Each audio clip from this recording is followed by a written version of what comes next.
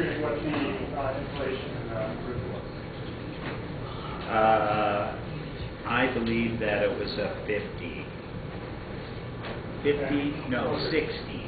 60, because an R49 is what is the minimum requirement. Is that correct? Yeah. And I believe that we took it up to an R60. So was it less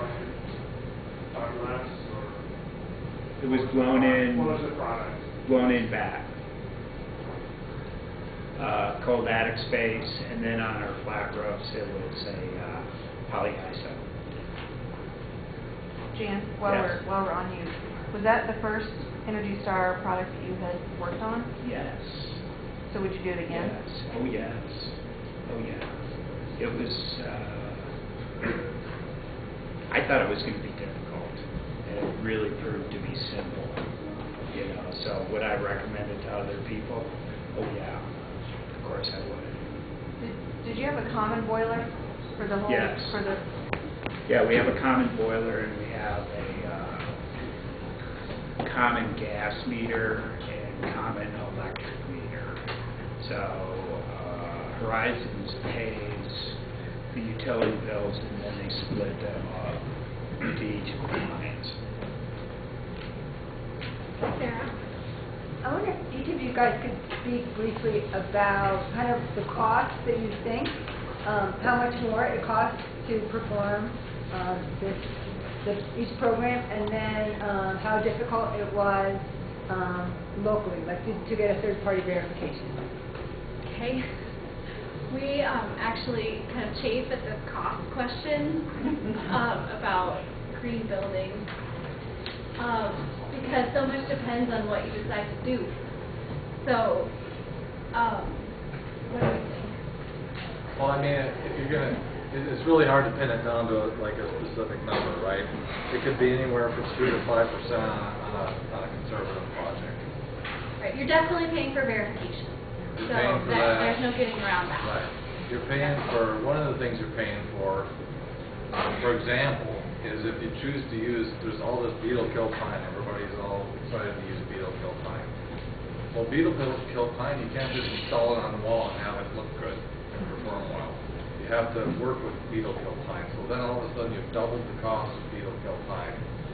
So you have those sorts of things that are happening throughout the whole process with all your choices that you're making. Hard to pin down.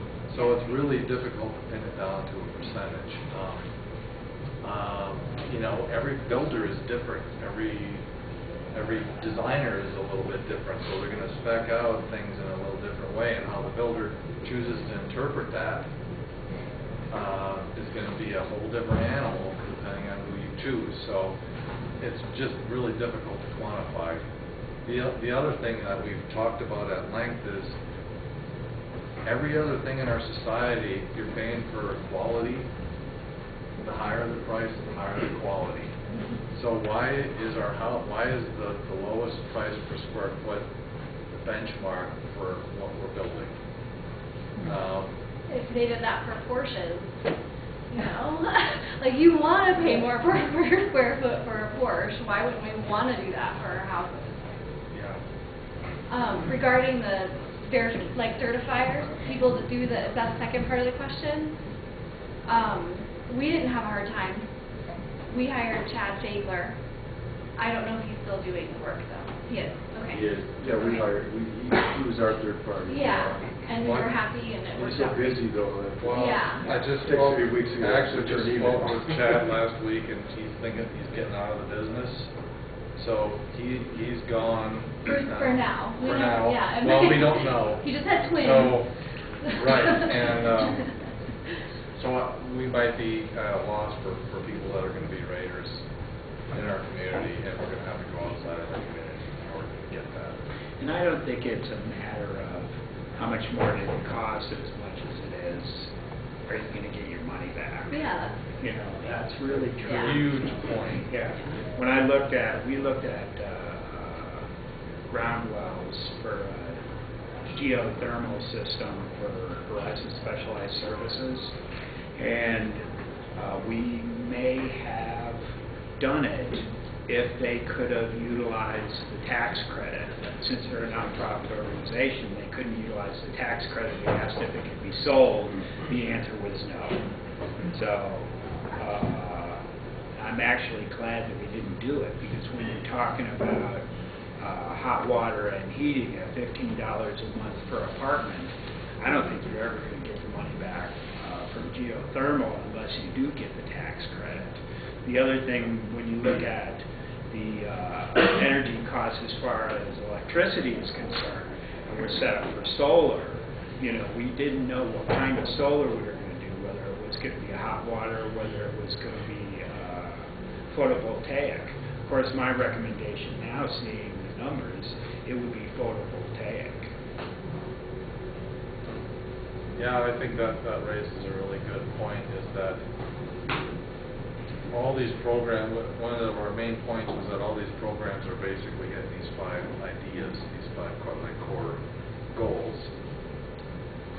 We have not yet gotten to the point in our construction community, in our society, where the real estate community, the finance, banking community, the construction community, the design community are all on the same page. We hope that if you have a higher quality home that is a highly energy efficient home, that it can sell for a higher price than the same size home that is not as efficient. But we have not yet seen that borne out in the actual numbers. So obviously the goal is for that to actually happen. It's a higher quality house, it costs less to operate, why wouldn't it sell for more? But it lives for less. It lives for less. Yeah, and there's the concept called the energy efficient mortgage out there right now, which theoretically, if your house costs $200 a month less to heat, you could roll that money back into your mortgage and afford more house. So those sorts of things are happening in other parts of the country that have not quite happened here yet. There's an evolution occurring. Yes, sir. When you calculate your monthly energy costs, that would be for electricity or gas, are you including the fixed costs, or are you just including the energy consumption cost? You know, your bill comes out, and each month there's a $12 charge for just the privilege of being on the system. And then there's the charge for the actual usage. How do you calculate that? I mean, it makes a major difference in some of the bills. Absolutely, it does, and I think he really hit it. You look at the like size of the project that they had. So the exterior, like square footage of the building, there's a ratio between the shell, the square footage of the shell, and the interior volume. And the larger it is, the more favorable your heating rating is going to be, and they've really seen that. With a 650 square foot unit, your ratio of exterior to interior is very small, so your efficiency isn't going to be as high. But to answer your question, we just took the bill. We didn't break it The down. whole bill. This is So how much when you gas have we we use. have 1 meter These for were the 8 fees. apartments. Yeah. And it includes It all includes of the the fixed. costs. The consumer. yes. I will put on my Yampa Valley Electric hat now that those consumer charges are what it costs to run our co-op. So no matter, you know, where your meter is, you have to pay that for the privilege of being delivered electricity. So that, in theory, that's what it costs to run our distribution grid. If you don't receive any electricity, that consumer charge should fund our co-op. Yes, but what I'm getting Right. at is what Jan. Jan had commented. He said there's 1 meter for 8 apartments. Right. Now, if you had 8 meters for 8 apartments, Right. would you be adding that same charge Yeah. for? Yeah. Every Okay. meter That's gets a a meter consumer charge. specific You charge. would. Yep. Yep. So it's, but from, you know, Jan has a really energy efficient building. From a utility perspective, we actually like to see sub-meters because then we have more of an idea of what's actually happening in each unit. But if you're confident you have an energy efficient building, then awesome, 1 meter is great.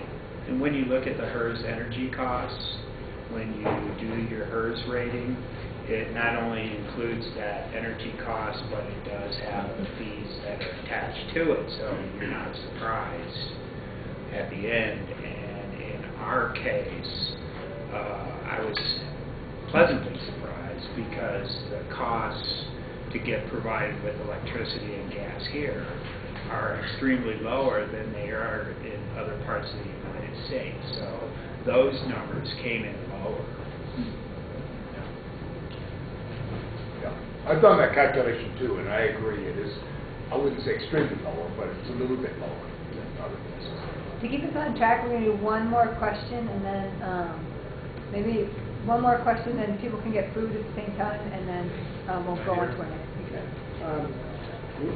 Yeah. I had a question for Jan. You said you had radiant hot water heating on the floor, is that correct? Yes.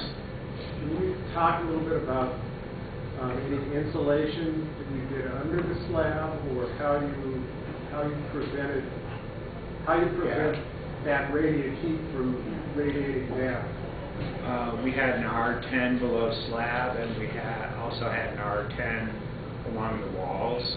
The energy code requires that there's a minimum of R10 along the wall, and if you have a radiant slab, that there's another R5 underneath that, so we doubled that. And what was that? It was a blue board.